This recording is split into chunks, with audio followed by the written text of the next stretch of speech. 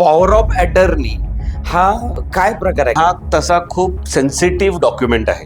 कारण power of attorney किंवा त्याला आपण मुखत्यारपत्र जे म्हणतो, ह्याचे दोन प्रकार आहेत. General power of attorney, special power of attorney. जो पॉवर ऑफ अटर्नी देतो त्याला प्रिन्सिपल म्हणतात आणि ज्याला दिली जाते त्याला एजंट म्हणतात. तुम्ही पॉवर ऑफ अटर्नी देताना थोडं केअरफुल असणं गरजेचं आहे. कायद्यामध्ये दोन प्रकार आहेत, रिव्होकेबल पॉवर ऑफ अटर्नी आणि इररिव्होकेबल पॉवर ऑफ अटर्नी. तुम्ही पॉवर ऑफ अटर्नी तर कॅप्शन दिलं की इररिव्होकेबल पॉवर ऑफ अटर्नी, हा म्हणजे ती रिवोक होऊच शकत नाही असं नाही. Every power of attorney can be revoked, cancel. ती कशी कॅन्सल होऊ शकते? अशा केसमध्ये जर जमीन मालकांनी जी पॉवर ऑफ अटर्नी दिली जाते, मोबदला स्वीकारला जातो आणि त्यांनी तिथे रिवोक केली, तर हे सगळे transaction will come to a standstill. म्हणून कायद्याने त्यांना प्रोटेक्शन दिले. जर एखाद्या पॉवर ऑफ अटर्नी जर कपल्ड ऑफ इंटरेस्ट म्हणतो त्याला किंवा मोबदल्या पोटी दिल्याच्या, तर ती इरिव्होकेबल होऊ शकते. एखादी व्यक्ती, ज्या व्यक्तीला पॉवर ऑफ अटर्नी दिली जाते, तो जर व्यक्ती दगावला तर मग काय? पीओए करताना खबरदारी काय घेतली पाहिजे? अनेक जणांना असं वाटतं की एकदा पॉवर ऑफ अटर्नी दिली म्हणजे ती कायमस्वरूपीच दिली. He can be liable for prosecution, त्याचा गुन्हा दाखल.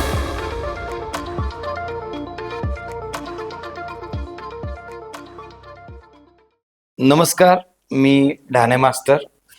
आज एक वेगळा विषय घेऊन आपण आलेलो आहोत.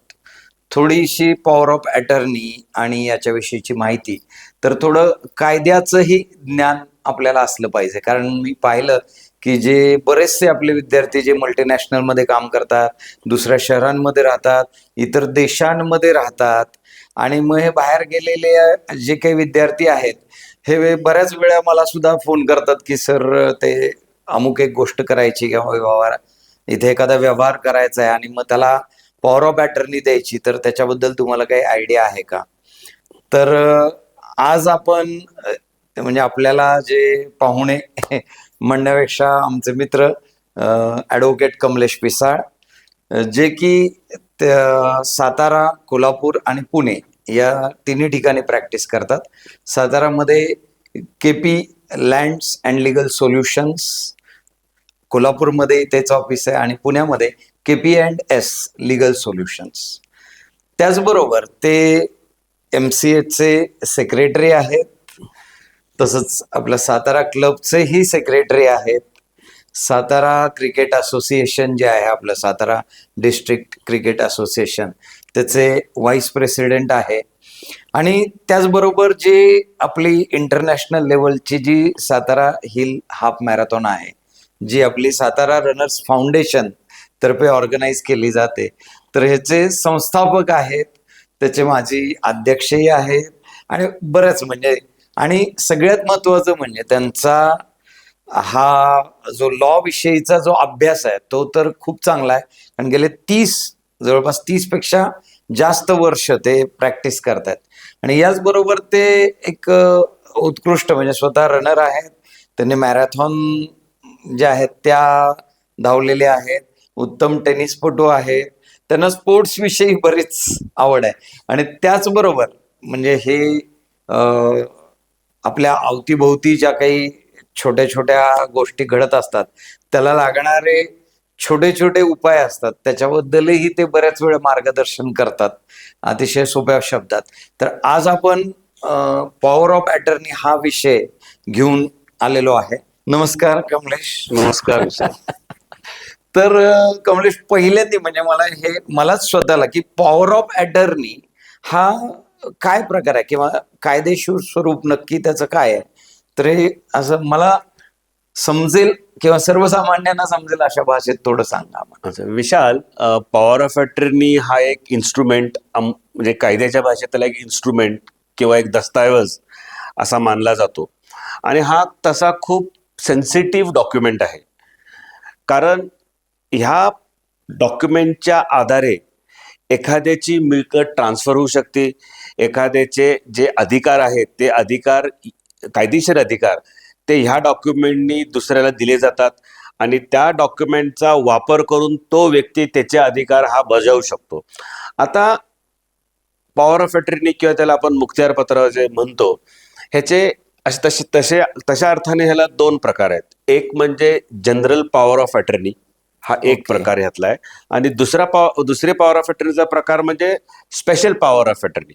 ओके. आता ह्या दोन शब्दाच्या नुसारच तुम्हाला त्याचा अर्थही समजू शकतो लॉजिकली, की जनरल पॉवर ऑफ अटर्नी म्हणजे जे अधिकार एका व्यक्तीला आहेत ते तो संपूर्ण अधिकार त्याला देऊ शकतो, म्हणजे जनरल सगळे. म्हणजे ज्यामध्ये बँकिंग असेल, ज्यामध्ये एखादी प्रॉपर्टी असेल त्याची, त्याच्याबद्दल निगोशिएशन करणं असेल, व्यवहार ठरवणे असतील, ती प्रॉपर्टी विकणे असेल, त्यानंतर काही लोकांचे शेअर्स असतात, डिबेंचर्स असतात, त्यानंतर काही शेअर रिलेटेड काही डॉक्युमेंट्स एक्झिक्यूट करायचे असतात, अनेक अनेक अनेक प्रकार असतात. म्हणजे एखाद्या व्यक्तीला जे अधिकार आहेत ते अधिकार एखाद्या इन्स्ट्रुमेंटनी दुसऱ्याला देणं हा Okay. त्याचा अर्थ आहे. आणि दुसरा प्रकार पॉवर ऑफ अटर्नीचा म्हणजे स्पेसिफिक पॉवर ऑफ अटर्नी, म्हणजे तो एक्सेंट्रिक पॉवर ऑफ अटर्नी असते, की विशिष्ट एखादी कृत्य करण्यासाठी की विशिष्ट अधिकार बजावण्याकरता जी पॉवर ऑफ अटर्नी दिली जाते त्याला आपण special power of attorney okay म्हणतो. Okay okay. आता आपण जो मुद्दा उपस्थित केला होता तो खूप रास्त मुद्दा आहे आणि तो आम्हाला नेहमी भेडसावतो. आता आम्ही हे कन्व्हिन्सिंग प्रॅक्टिसमध्ये ज्यावेळेस पासून आलो त्यापासून हा एक फार महत्वाचा डॉक्युमेंट मानला जातो. म्हणजे प्रत्येक डॉक्युमेंटला जर तुम्ही विचारलं किंवा प्रत्येक व्यवहाराला जर विचारलं तर हा पॉवर ऑफ अटर्नीचा विषय हा अनेक वेळा येतो.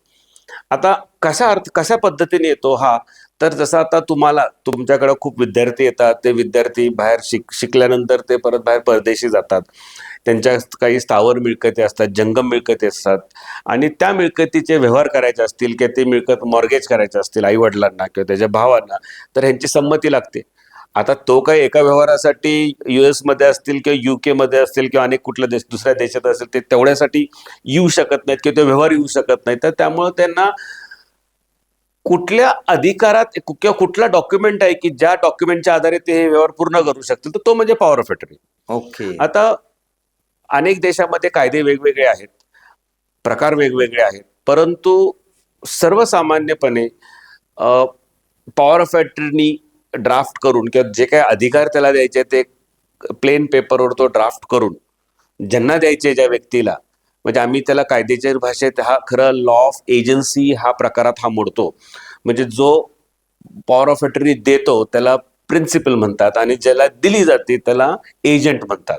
कायद्याच्या भाषेत ही दोन टर्मिनॉलॉजीज त्याची वापरली जातात. मग जो प्रिन्सिपल आहे, जो विद्यार्थी तिकडे आहे, तो त्याच्या एजंटला म्हणजे भावाला सपोज फॉर एक्झाम्पल नेमतो किंवा वडिलांना नेमतो, तर तिथं काय त्याला अपोस्टिल म्हणतात किंवा तिकडे पण नोटरी पब्लिक असतात त्या देशामध्ये, किंवा ज्या देशात असतील त्या देशामध्ये नोटरी असतात किंवा कन्सोलेट म्हणजे जी एम्बॅसी असते. सपोज आता इंडियन एम्बॅसी तो US मध्ये, तर US मध्ये तिथे इंडियन एम्बॅसी असेल तर तो इंडियन एम्बॅसी मध्ये तो डॉक्युमेंट घेऊन जाऊ शकतो आणि तिथं तो एक्झिक्यूट करू शकतो ती पॉवर ऑफ अटर्नी. म्हणजे त्याला एन्डॉर्स करू शकतो आणि ती पॉवर ऑफ अटर्नी तो कुरिअरनी किंवा स्पीड पोस्टनी इंडियात पाठवू शकतो.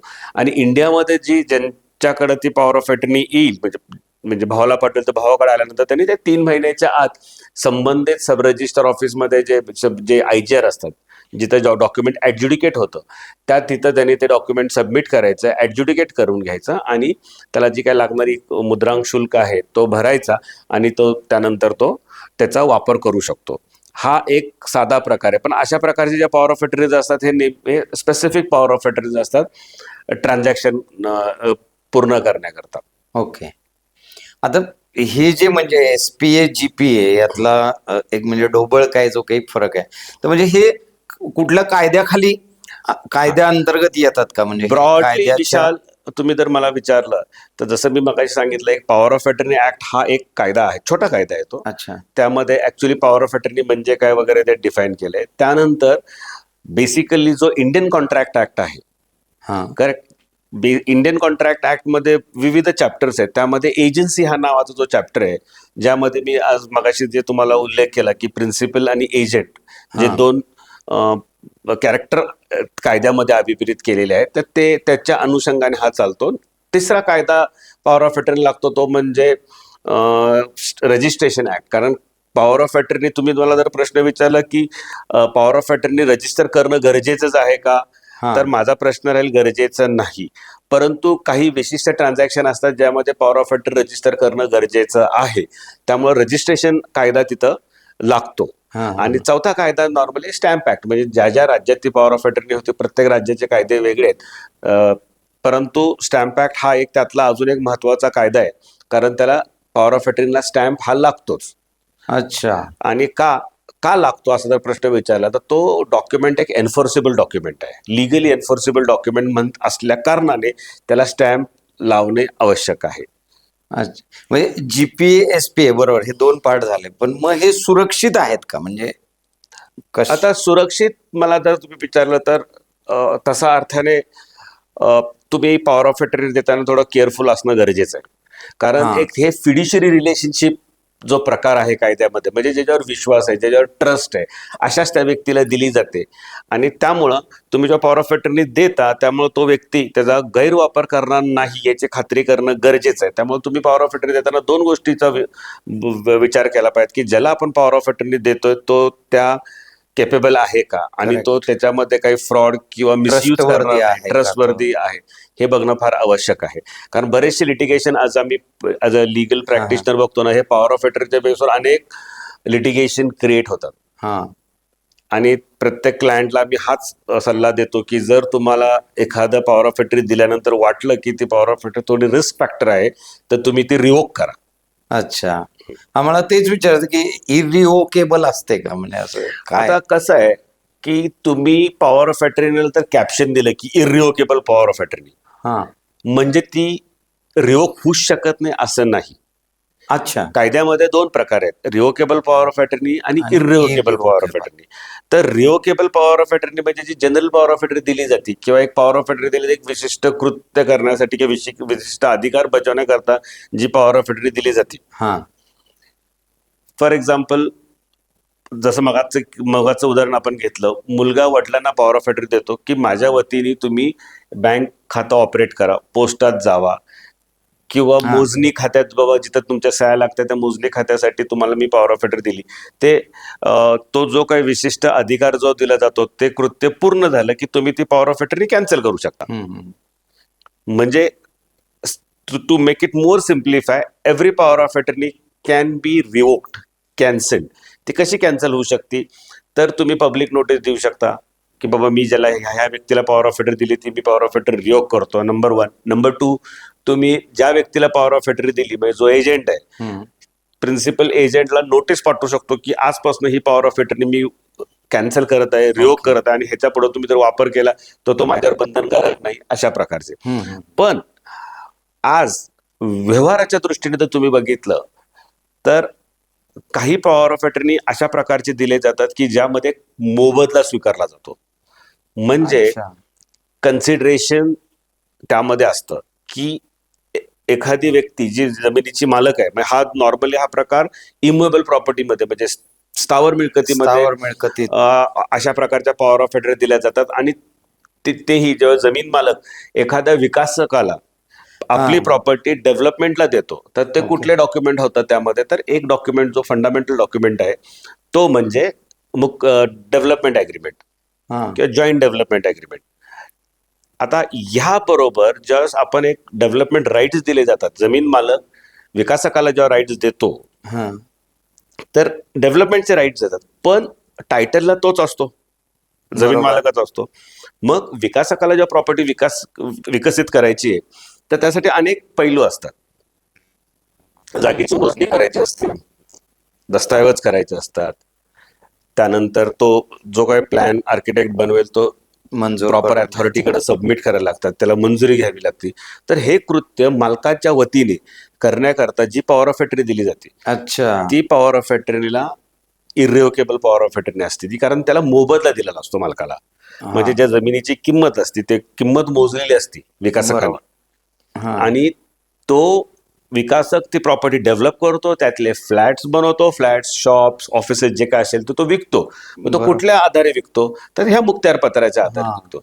मग अशा केसमध्ये जर जमीन मालकांनी जी पॉवर ऑफ अटर्नी दिली जाते, मोबदला स्वीकारला जातो आणि त्यांनी तिथे रिवोक केली, तर हे सगळे transaction will come to a standstill. म्हणून कायद्याने त्यांना प्रोटेक्शन दिले की जर एखाद्या पॉवर ऑफ अटर्नी जर कपल्ड ऑफ इंटरेस्ट म्हणतो त्याला किंवा मोबदल्या पोटी दिली असेल तर ती इरिओकेबल होऊ शकते. हो. आता अजून एक ह्यातला दुसरा प्रश्न असा की मग एखादी व्यक्ती ज्या व्यक्तीला पॉवर ऑफ अटर्नी दिली जाते तो जर व्यक्ती दगावला किंवा त्या व्यक्ती जर डेथ झाली तर मग काय. पण नॉर्मली ज्या पॉवर ऑफ अटर्नी सर्वसाधारण ज्या पॉवर ऑफ अटर्नी असतात other than irrevocable power of attorney तर ती त्या व्यक्ती नंतर संपते. इट वुड अच्छा. Automatically come to an end. परंतु जर पॉवर ऑफ अटर्नी मोबदल्यापोटी दिली असेल तर ती तशी कायद्याने संपत नाही, कारण त्यामध्ये इंटरेस्ट असतो, मोबदला दिलेला गेला असतो, Correct. तो वारसांवर बंधनकारक केला असतो. पण त्यामध्ये काही सप्लिमेंटरी डॉक्युमेंट सबसिक्वेंटली करावे लागतात, जसं की कन्फर्मेशन डीड की ती वारस मग परत ती पॉवर ऑफ अटर्नी कन्फर्म करतात. अशा प्रकारे हा व्यवहार चालतो. जर आता समजा असं काही असेल की बाबा माझा एकावर ट्रस्ट नाहीये पण एक दोन व्यक्तींवर आहे, मग असं जॉईंट पीओए वगैरे असं काही असतं का? म्हणजे असू शकतं. खरं कसं आहे की पार्टनरशिपमध्ये नॉर्मली हा प्रकार केला partnership जातो की आता मध्ये. सपोज एखाद्या फर्ममध्ये 5 पार्टनर आहेत. आता 5 पार्टनर असताना एक पार्टनर सपोज फॉर एक्झाम्पल परदेशी आहे किंवा बाहेरगावी आहे, तो त्याला डे टू डे त्या पार्टनरशिपचा बिझनेस करणं त्याला पॉसिबल नाही, तर तो काय करतो की तो राहिलेल्या 4 जणांना पॉवर ऑफ अटर्नी देतो. हा मग ते काय असतं, त्यात 2 प्रकार आहेत की तो एक जॉईंट पॉवर ऑफ अटर्नी म्हणजे प्रत्येक व्यवहार राहिलेल्या चौघांनी पूर्ण करायचे, म्हणजे Okay. चौघांच्याही त्या डॉक्युमेंटला सह्या लागणार. हा. पण काही पॉवर ऑफ अटर्नी अशा असतात की जॉईंट अँड सेव्हरल. अच्छा. जॉईंट अँड सेव्हरलचा अर्थ असा की सगळे 4 जण मिळून गेले तरी पॉवर ऑफ अटर्नी चालू शकते किंवा 4 पैकी एक एक गेला कोणी तरी. गेला तरी चालू शकतो. त्याला जॉईंट अँड सेव्हरल म्हणतात. हा म्हणजे तिथेही मार्ग आपल्याकडे आहे. आणि मग हे आपल्याकडे जसं जनरली आपण एखादं डॉक्युमेंट नोटराईज करतो आणि रजिस्टर्ड करतो, तर तसं ह्याच्यात पण पॉवर ऑफ अटर्नी मध्ये पण नोटराईज पॉवर ऑफ अटर्नी आणि रजिस्टर्ड असं काही असतं का, किंवा असं चालतं का? हो. आता नोटराईज पॉवर ऑफ अटर्नी चालू शकते. आता काय म्हणजे त्याला प्रकार आहेत की ज्या दस्तावेज किंवा जी पॉवर ऑफ अटर्नी ज्यामध्ये तुमचं कन्सिडरेशन घेतलं नसेल किंवा ज्यामध्ये सेलिंग राईट्स दिलेले असतील, विक्रीचे अधिकार दिले असतील आणि मोबदला स्वीकारण्याचे अधिकार दिले असतील, तर अशा प्रकारच्या पॉवर ऑफ अटर्नी हे कायद्यामध्ये मॅन्डेटरी आहे की those power of attorney need to be registered and duly stamped. म्हणजे पूर्ण त्याला Stamp स्टॅम्प duty ड्युटी भरायला पाहिजे भरणं गरजेचं आहे, कारण तो एक व्यवहाराचाच भाग झाला. मुखत्यार पत्राच्या आधारे त्याला पूर्ण अधिकार दिले जातात की तू ती स्थावर मिळकत जी आहे ती तू विक, विक. आलेला मोबदला स्वीकार. हा मग अशा ज्यावेळेस पूर्ण अधिकार दिले असतात सेलचे, हा हा सेल मग त्यामध्ये अग्रीमेंट टू सेल आलं किंवा अर्नेस्ट डॉक्युमेंट करणं आलं, तर हे डॉक्युमेंट तुम्हाला रजिस्ट्रेशन कंपल्सरी आहे. पण इतर पॉवर ऑफ अटर्नी ज्या आहेत, जसं की बाबा तू माझ्या कोर्टात जाऊन साक्ष दे, हा जसं की एखाद्या कंपनीचा जो ओनर असतो हा. तो ओनर किंवा एका मोठ्या कॉर्पोरेट आहे, कॉर्पोरेट मधला जे डिरेक्टर लोक आहेत ज्यांना कायद्याने पार्टी केलं जातं काही सूट्स मध्ये किंवा ट्रान्झॅक्शन्स मध्ये, पण त्यांना काय कोर्टात जाणं शक्य नसतं, तो मग त्यांच्या एम्प्लॉईजला पॉवर ऑफ अटर्नी देतो की त्यांच्या वतीने तू जाऊन रिप्रेझेंटेशन दे, तुमची बाजू मांडा. तर अशा प्रकारे ती power of attorney it's not necessary that it need to be registered. एक ₹500 स्टॅम्प पेपर महाराष्ट्रात ते अलाउड आहे, महाराष्ट्र स्टॅम्प ड्युटी ऍक्ट खाली, तर ते ₹500 स्टॅम्प पेपर ते चालू शकतं. अच्छा. आणि समजा एखाद्याने अनरजिस्टर्ड पीओए वरती काही ट्रान्झॅक्शन ते केलं, illegal transaction, that is not enforceable because he has no right to transfer the property based on, मुळात तुम्हाला सब रजिस्टर ते एक्झिक्युटच करून देणार नाही डॉक्युमेंट. म्हणजे रिस्कच आहे ती. रिस्क हा म्हणजे तुम्हाला ते पॉवर थोडक्यात तुम्हाला आलेच नाहीये ते कायद्याने. अच्छा. ह्याला डॉक्युमेंटेशन असेल ना काहीतरी? हा, नॉर्मली डॉक्युमेंटेशन मध्ये तुम्ही जेव्हा पॉवर ऑफ अटर्नी रजिस्ट्रेशन करायला जाल ना, तर तुम्हाला जे केवायसी लागतात, केवायसी मध्ये तुमचं आधार कार्ड, पॅन कार्ड, तुमचं आयडेंटिफिकेशन प्रूफ, हे जे काही बेसिक डॉक्युमेंट जे अदरवाईज जे दस्तऐवजाला लागतात ते सर्व डॉक्युमेंट्स या पॉवर ऑफ अटर्नीला लागणारच. आणि मग ह्याच्यात म्हणजे आता जसं तुम्ही म्हणला की स्टॅम्प ड्युटी भरणं गरजेचंच आहे, म्हणजे आपलं रजिस्ट्रेशन करायचं स्टॅम्प ड्युटी. मग असं ब्लड रिलेशन मध्ये आणि बाहेर असं वेगळी वेगळी असते? एक्झम्पशन आहे. आता जसं मगाशी आपण विषय जो चर्चा केली ज्या विषयी वडिलांना भावाला दिली, हा, की जी पॉवर ऑफ अटर्नी सेलची आहे, तर हा विषय फक्त सेलमध्ये किंवा प्रॉपर्टी डेव्हलपमेंटमध्ये येऊ शकतो. म्हणजे मित्राला दिली किंवा एखाद्या व्यवहारात कोणी कोणाला पॉवर ऑफ अटर्नी दिली म्हणजे तर ती रजिस्ट्रेशन करणं गरजेचं आहे. त्याला पूर्ण स्टॅम्प ड्युटी म्हणजे जे आर्टिकल 25 आहे स्टॅम्प ऍक्टचं, की त्याला कायद्याने एक एक्झम्पशन दिले. जर तुम्ही ब्लड रिलेशन मध्ये जर ब्लड रिलेशन मध्ये तुम्ही पॉवर ऑफ अटर्नी देत असाल आणि ब्लड रिलेशनचे डेफिनेशन तिथं कायद्यामध्ये दिलंय, म्हणजे तुमच्या स्टॅम्प ऍक्ट मध्ये पण दिले की ब्लड रिलेशन मध्ये कोण येतं, भाऊ भाऊ येतो, भाऊ बहीण येते, वडील वडील वडील मुलगा येतो, आई मुलगा येतो, आणि इव्हन नवरा बायको हे ब्लड रिलेशन मध्ये डिफाईन केले. त्यामुळे त्यांना जो मिनिमम स्टॅम्प ड्युटी जी कायद्यात अभिप्रेत केलेली आहे स्टॅम्प ऍक्ट खाली 500 रुपयाची असेल, ती तेवढी स्टॅम्प ड्युटी त्यांना गरजेची आहे भरणं. मग आता पीओए जो ज्याला दिली आपण पॉवर ऑफ अटर्नी, त्याची नक्की म्हणजे कोणती कोणती कामं अशी जे त्याच्यात आपण आधीच मेन्शन करतो का हा, म्हणजे त्याच्यात? पॉवर ऑफ अटर्नी कुठले अधिकार दिलेत तर ते it has to be seen from the content of the power of attorney. म्हणजे पॉवर ऑफ Okay. अटर्नी मध्ये जे अधिकार नमूद केले तेवढेच तो अधिकार तेवढेच बजू ते शकतो. करू शकतो. ते सोडून ते सोडून तुम्ही काही तुम्हाला नाही करता म्हणजे असं येत नाही. काही फक्त काही इम्प्लाइड असतात, म्हणजे हा. ऑर एनी अदर डॉक्युमेंट, म्हणजे एखादा तुम्ही तो इंटरप्रिटेशनचा भाग आहे, परंतु जे अधिकार मी बजू शकतो ते सर्व अधिकार. पण त्या केसमध्ये तुम्हाला न्यायालय अडवू शकतात किंवा तुम्हाला रजिस्टर अडवू शकतात की तुम्ही असं वेगळी म्हणू शकत नाही की हा पण अधिकार इम्प्लाइडली आहे मला. हा हा, जे म्हणजे- मेन्शन केले त्याच्या बाहेर काही करू शकत नाही नॉर्मली, कारण इट इज एक्सप्रेस, कारण हा डॉक्युमेंट हा फार महत्वाचा दस्तऐवज आहे. त्यामुळे तुम्हाला एक्सप्रेसली पॉवर ऑफ ड्राफ्ट करताना जे प्रोफेशनल्स आहेत किंवा जे लोक ह्यात इन्व्हॉल्ड आहेत, हा. तर त्या लोकांनी ह्याची काळजी घेतली पाहिजे की ते पॉवर्स जे तुम्ही डेलिगेट केलेले असतात ते एक्सप्रेस पॉवर्स डेलिगेट करणं जास्त गरजेचं आहे. मग हा समजा माझी प्रॉपर्टी आहे, मी कुणाला तरी हे दिलं, तर तो पीओए वाला प्रॉपर्टी विकू शकतो माझी? हा, जर ते रजिस्टर्ड असेल तर पॉवर ऑफ रजिस्टर आणि प्युअरली त्याला स्टॅम्प ड्युटी तुम्ही जर भरलेली भरली असेल असेल तर माझ्या वतीनं तो ते सेल आउट जर तुम्ही तसे अधिकार त्याला दिले असतील तर. दिली असेल तर. परंतु अजून एक त्यात प्रकार आहे की ज्या पॉवर ऑफ अटर्नी मध्ये फक्त आम्ही प्रेझेंटेशनची पॉवर ऑफ अटर्नी म्हणतो. अच्छा. म्हणजे काय होतं अनेक वेळा की सब रजिस्ट्रार ऑफिसमध्ये जाऊन डॉक्युमेंट रजिस्ट्रेशनसाठी लॉन्च करणे, तिथे तासन तास थांबणे, हम्म. हे अनेक लोकांना ते परवडत नाही. मग ते काय करतात, त्या दस्तऐवज सगळं खरेदीपत्राचा दस्त आहे, त्या खरेदीपत्राच्या दस्तावर ते एक्झिक्यूट स्वतःच्या सहीने करतात. जो मालक असतो तो एक्झिक्यूट स्वतःच्या सहीने करतो. हम्म. म्हणजे कुठल्याही दस्तऐवजामध्ये दोन प्रकार आहेत, दोन फेज आहेत. वन इज एक्झिक्युशन, हम्म. म्हणजे दस्त त्याच्यावर सह्या करणे, थंब इम्प्रेशन करणे, म्हणजे तो डॉक्युमेंट एक्झिक्यूट झाला. बरोबर. आणि नेक्स्ट फेज येते ती रजिस्ट्रेशन. हा. म्हणजे सब रजिस्टर ऑफिसमध्ये जायचं, तो डॉक्युमेंट रजिस्ट्रेशनसाठी प्रेझेंट करायचा आणि तिथलं रजिस्ट्रेशन फॉर्मॅलिटीज पूर्ण करायच्या. ओके. मग तो जो सेकंड फेज जी आहे ती तुम्ही नॉर्मल पॉवर ऑफ अटर्नी तुमच्या एम्प्लॉई असेल किंवा तुमचा कोण संबंधित असेल, ज्यावर तुमचा विश्वास असेल, त्याला तुम्ही एक्झिक्युशनचे राईट्स देऊ शकता. म्हणजे Okay. तुम्ही त्याला प्रेझेंटेशनचे राईट देऊ शकता हा. की तो सब रजिस्टर ऑफिसमध्ये जाईल आणि तुमच्या वतीने ते डॉक्युमेंट प्रेझेंट करेल आणि रजिस्ट्रेशन फॉर्मॅलिटीज पूर्ण करेल. अच्छा. मग आता पीओए होल्डर म्हणजे त्याच्या नावावर स्वतःचे ट्रान्झॅक्शन करू शकतो का? नाही. जर मी ते इलिगल. त्याच्या नावावर नाही करू शकत. म्हणजे मी काय अधिकार दिलेत त्या हिशोबाने तो फक्त मला हे करेल आणि ट्रान्झॅक्शन मात्र तुमच्या वतीने करत असतो तो. हा, पण तुमच्या त्याच्या वती- नावानं नाही, त्याच्या परंतु नावानं तुम्ही एखादी मगाशी जे मी तुम्हाला सांगितलं की त्यांनी जर एखादा विथ कन्सिडरेशन, नाही. हा. सपोज अ व्यक्तीने ब व्यक्तीला with consideration power of attorney दिली असेल, म्हणजे मोबदला घेतला असेल पूर्ण ब व्यक्तीकडनं, हा.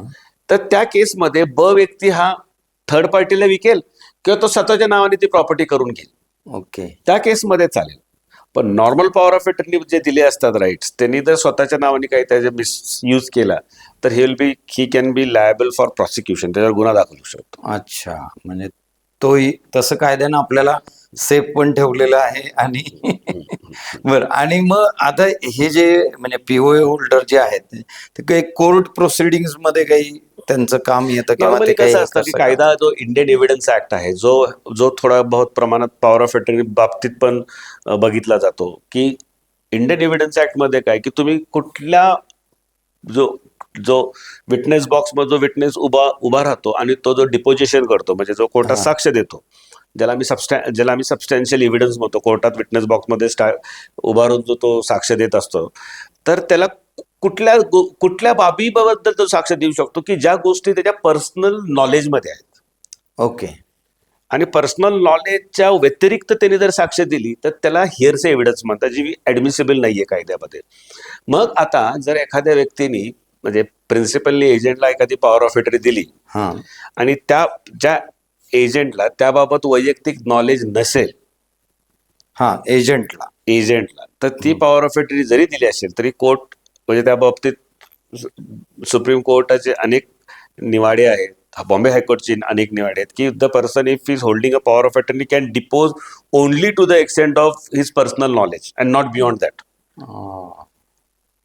म्हणजे हे तितकंच महत्वाचं आहे, म्हणजे एव्हिडन्स असो किंवा कोर्ट प्रोसिडिंग असो, त्याच्या ज्याला आपण त्या चौकटीतच तो त्याचं- साक्ष देऊ शकतो, त्याच्या बाहेर तो काही करू नाही शकत. करू शकत. ओके. मला किंवा बऱ्याच जणांना हा प्रश्न आहे की पीओए करताना खबरदारी काय घेतली पाहिजे? विशाल, पॉवर ऑफ अटर्नी देताना म्हणजे पॉवर ऑफ अटर्नी देतो हा. त्याला खबरदारी काय घेतली पाहिजे हा अतिशय महत्वाचा प्रश्न आणि फार लोकांनी ते समजून घेणं गरजेचं आहे.